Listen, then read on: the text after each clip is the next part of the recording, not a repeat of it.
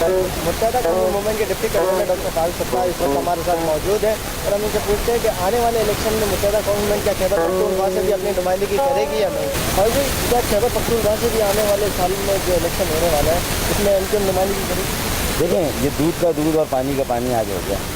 کہ کراچی میں بسنے والے پختون، ہزارہ وال اور ہند کو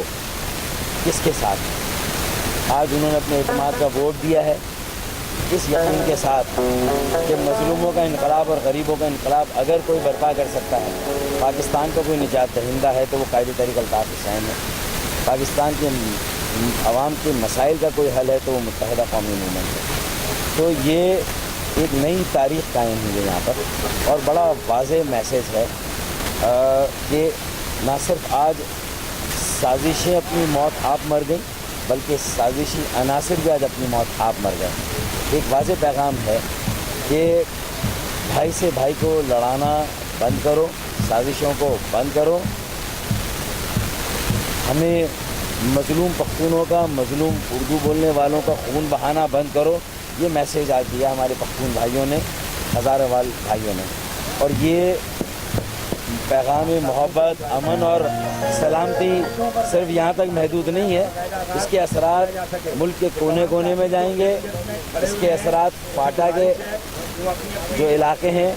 خیبر پختونخوا اور گلگت بلتستان، یہ پورے پاکستان میں یہ پیغام گیا ہے، پشاور میں اور کوئٹہ میں یہ پیغام گیا ہے، اور انشاءاللہ تعالی آئندہ آنے والے وقتوں میں اور انتخابات میں آپ وہاں پر بھی دیکھیں گے کہ مظلوموں کے اور غریبوں کے نمائندے اسمبلیوں میں پہنچیں گے، صوبائی اسمبلی میں بھی، قومی میں بھی اور سینٹ میں بھی۔ آج کے جلسے کی کامیابی پر آپ پختونوں کو کس طریقے سے شکریہ ادا کریں گے؟ میں تمام پختون بزرگوں، بھائیوں، بہنوں، ہزارہ وال ہند کو، بزرگوں، بھائیوں اور بہنوں کا دل کی گہرائیوں سے شکریہ ادا کرتا ہوں کہ آج انہوں نے الطاف بھائی کا سر فخر سے بلند کر دیا۔ آج انہوں نے یہ ثابت کر دیا کہ وہ استحصالی عناصر کو مسترد کرتے ہیں، وہ سازشی عناصر کو مسترد کرتے ہیں، بھائی سے بھائی کو لڑانے والے کو مسترد کرتے ہیں۔ میں اپنے ہزارہ وال اور پختون اور ہند کو، بھائیوں اور بہنوں کو خراج تحسین پیش کرتا ہوں کہ وہ باشعور ہیں، وہ غیور ہیں، اور غیور اور باشعور لوگ ہی اس پاکستان کو آزاد اور خود مختار پاکستان بنائیں گے۔ ہم مل جل کر عوام کے بنیادی مسائل، لوڈ شیڈنگ، مہنگائی، بے روزگاری اور غربت کا خاتمہ کریں گے۔ انشاءاللہ یہ انقلاب اس بات کی ضمانت ہوگا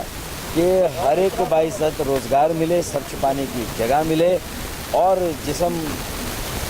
ڈھانپنے کے لیے جو ہے وہ باعزت جو ہے وہ لباس ملے۔ تو یہ میں سمجھتا ہوں کہ پیغام کا بہت شکریہ۔